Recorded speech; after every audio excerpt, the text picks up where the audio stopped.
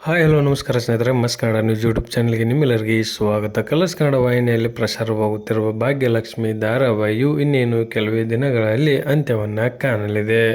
ಈಗಾಗಲೇ ಮುಕ್ತಾಯವಾಗಬೇಕಾಗಿದ್ದ ಧಾರಾವಾಹಿ ಇಷ್ಟು ದಿನಗಳ ಕಾಲ ಮುಂದುವರೆದಿದ್ದಾದರೂ ಏಕೆ ಎಂಬುದನ್ನು ಇಂದಿನ ವಿಡಿಯೋದಲ್ಲಿ ತೆಗೆದುಕೊಂಡು ಬರೋಣ. ನೀವು ಸಹಿತ ಕನ್ನಡದ ಧಾರಾವಾಹಿಗಳನ್ನು ಇಷ್ಟಪಡುವುದಾದರೆ ಈ ವಿಡಿಯೋಗೆ ತಪ್ಪದೇ ಒಂದು ಲೈಕ್ ಮಾಡಿ. ಕಲರ್ಸ್ ಕನ್ನಡ ವಾಹಿನಿಯಲ್ಲಿ ಪ್ರಸಾರವಾಗುತ್ತಿರುವ ಜನಪ್ರಿಯ ಧಾರಾವಾಹಿಯಾಗಿರುವ ಭಾಗ್ಯಲಕ್ಷ್ಮಿ ಧಾರಾವಾಹಿಯು ಈಗಾಗಲೇ ತನ್ನ ಕತೆಗೆ ವಿದಾಯವನ್ನು ಹೇಳಬೇಕಾಗಿತ್ತು.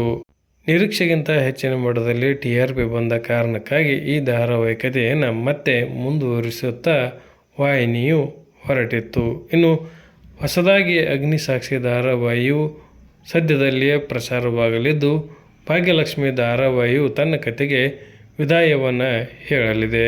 ಅಗ್ನಿಸಾಕ್ಷಿ ಧಾರಾವಾಹಿಯ ಶೂಟಿಂಗ್ ತಡವಾದ ಕಾರಣಕ್ಕಾಗಿ ಪ್ರೊಮೋ ಸಹಿತ ತಡವಾಗಿ ಬಂತು. ಇನ್ನು ಅದೇ ರೀತಿಯಾಗಿ ಭಾಗ್ಯಲಕ್ಷ್ಮಿ ಧಾರಾವಾಹಿಯನ್ನು ಮುಂದುವರಿಸುವುದು ಅನಿವಾರ್ಯವಾಗಿತ್ತು. ಸದ್ಯ ಕಥೆಯಲ್ಲಿ ಯಾವುದೇ ಹೊಸತನವಿಲ್ಲ. ಆದರೆ ಗ್ರಾಮೀಣ ಭಾಗದಲ್ಲಿ ಭಾಗ್ಯಲಕ್ಷ್ಮಿ ಧಾರಾವಾಹಿಯನ್ನು ಅತಿ ಹೆಚ್ಚಿನ ಪ್ರಮಾಣದಲ್ಲಿ ವೀಕ್ಷಕರು ವೀಕ್ಷಣೆ ಮಾಡುತ್ತಿದ್ದ ಕಾರಣಕ್ಕಾಗಿ ಈ ಧಾರಾವಾಹಿಯು ಮುಂದುವರಿದಿದೆ ಎಂದೇ ಹೇಳಬಹುದು.